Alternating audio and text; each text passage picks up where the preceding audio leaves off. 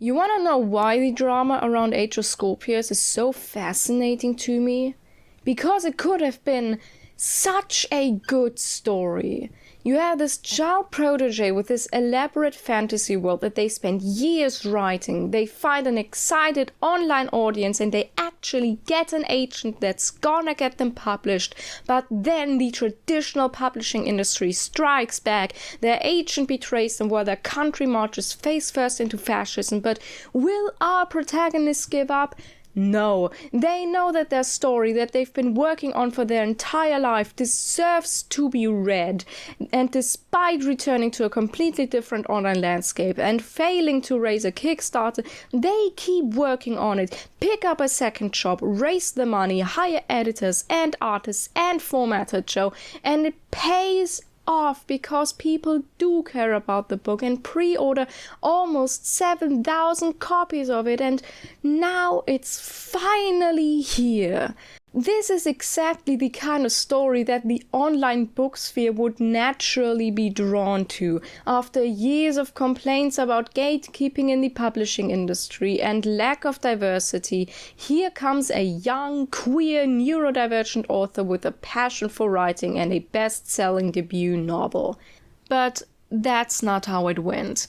The Age of Scorpius was a complete disaster. The book looked like a first draft. The author Milo, who has since come out as trans, first claimed to be the victim of a bullying and harassment campaign, while himself bullying and harassing other content creators, claimed that his art was just being misunderstood, doubled down, and then announced a complete rewrite and second edition of the book to be released in 2026, and has also put out a poetry anthology in the meantime.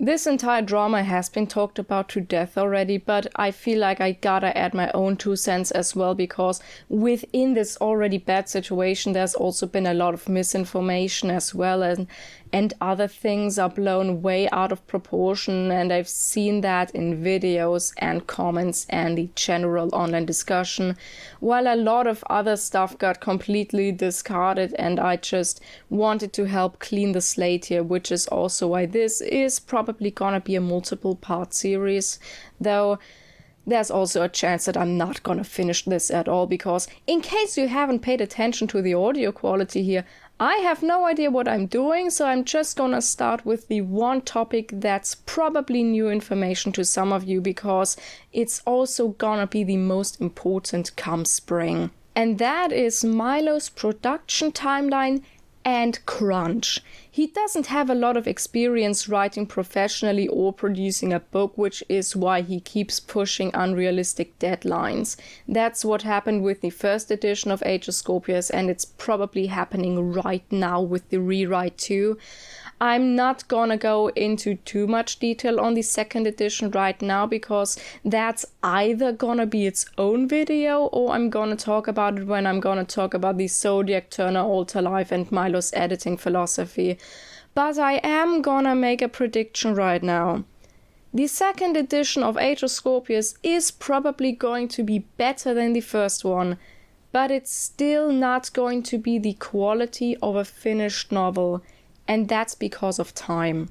If Milo wants to release the book in spring, which means June 30th or earlier, then the new draft, which he's hopefully gonna send to editors first, would already have to be done right now in January, or otherwise he's setting himself up for a 4-month book release again, which is exactly what happened with the Age of Scorpius. Because all of Milo's problems started on one fateful day on February 15th, 2025, when he dropped his Kickstarter and announced that he'd self-publish his book with his own funds, and also decided to already announce a release date for May, just 3.5 months later.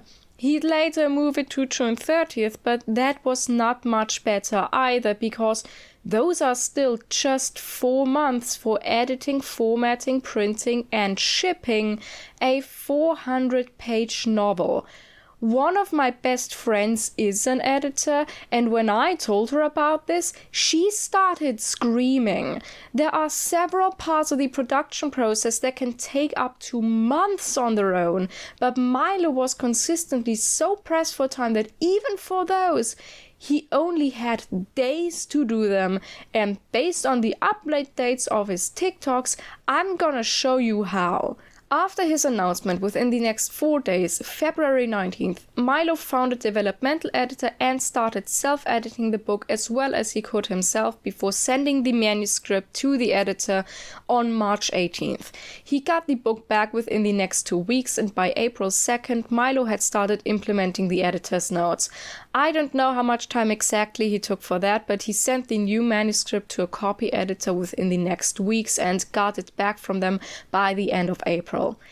Now, some of you may be thinking that from April 30th to June 30th, Milo would still have had 2 months left to edit, but June 30th is the release date when he sends the book out to you, his readers and customers, but that means that he needed to send the order out to the printer by May 18th. And before the book goes out to the printer, it needs to be formatted. Formatter Joe had to prep this book for hardcover, paperback and ebook, and he needed to integrate a lot of artwork, so that may have taken 1 or 2 weeks as well. Meaning once Milo got the copy editor's notes, he may only have had a week to implement them. I reiterate, the book is almost 400 pages long.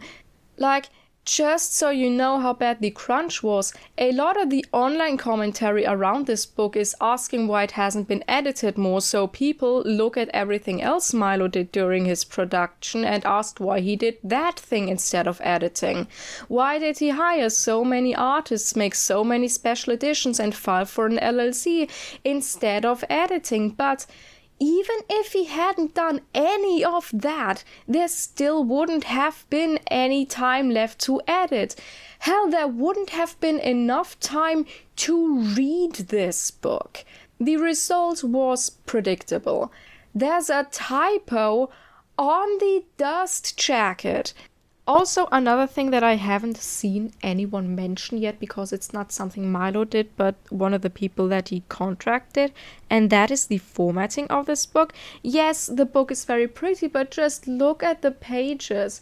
I'm not sure if I'm using this word correctly, because English is my first language and blocksatz is the objectively better word for it, but why are the pages not put in justification? Joe, this is a professionally formatted book. How does this happen? The only time I've ever seen anything like this is when a friend of mine got scammed in a Facebook group, and this is a published novel. Back to topic, because the issues with this crunch weren't just that Milo didn't have time to do things properly, he also had to make really weird decisions with the order in which he did things. Because in a production process, things don't just take time and need to be done in a specific order, they also have to be done by a specific amount of time before release. Case in point, if you want your book to be available for pre-orders, you should open pre-orders a couple months before release, which is exactly what Milo did. Release was June 30th and the first order got in on April 2nd. But that day, he was still implementing the developmental editor's notes and hadn't sent the book out to the copy editor yet. As an author, you don't know how long exactly an editor is gonna take to come back to you, and you also don't know how extensive the edits are gonna be that you'll need to do afterwards. By April 2nd, Milo shouldn't even have had a release date yet, let alone open pre-orders. Same with the artists. If you want to publish a very artwork-heavy fantasy novel, then you should hire enough artists to do that, and you should commission them several months before release. Milo put out a call for artists on February 19th, just after he found his developmental editor. By February 28th, he had found around 15 visual artists for now, for which he had to look through 500 artist portfolios within 3 days. And he started commissioning these artists pretty soon. Now, a huge chunk of the artwork was chapter art for all 39 chapters. I don't know when he commissioned those, but let me just say that I hope that he commissioned them in April instead of March, because you can't even know which chapters are even going to stay in the book until you hear back from the developmental editor. This is just to say, this production was doomed from the start, and as I already said, it seems to be happening again with the second edition right now. His first announcement about that was back in August 2025. Back then he thought he could release it end of spring 2026. Now, if this new edition had just been a very heavy line and copy edit, meaning fixed phrasing and typos, this could have worked, but his approach was to instead do a complete chapter by chapter rewrite with the first updated chapter already uploaded on Patreon. Any other author I would advise to just take more time, but Milo is also in a very weird legal position. As I already told you, Milo did pre-orders a lot, and one of the things he did was special editions. Again, not doing it wouldn't have given him a significant amount of additional editing time, because these things mostly concern art, formatting and printing, but one of the editions he sold was a limited edition paperback version, which wouldn't have been released in June, but in October 25, because it would have had extra chapters. Now, of course, there was this entire unpublishing and rewriting thing, so the paperbacks, which were ordered and paid, still haven't gone out. Milo said that those are gonna go out with the rest of the spring release, and I do believe that he will send them out. I'm the one person on YouTube who doesn't believe he's a grifter. I just think he's incompetent, but that will put an extra amount of pressure on the entire production process. Ironically, the only part where he may have gone right is the same part Milo gets made fun of for most, which is that he founded a company. The World of Guardian LLC is mentioned the first time in his video description on May 10th, but it was formed on April 30th. This could have cut into his editing time, but I'll give him the benefit of the doubt and say that he maybe started talking to a business advisor or lawyer around the time where he was still waiting to hear back from his copy editor. Now, a lot of people see this and believe that Milo thought he could set up a media empire before the book was even out, but this entire thing does actually make sense. In April, Milo had already sold 1,500 pre-orders, which would have been over $30,000 in 1 month. We never got a rundown of how many copies of which editions were sold, but at the time of his release, just his pre-orders probably reached around 6,400 books, which would have been over $130,000. This is an amount of money where you should really start thinking about taxes, especially if he also commissioned artists for the book and handled printing and distribution himself, and also had to rent an entire apartment just to store the merchandise.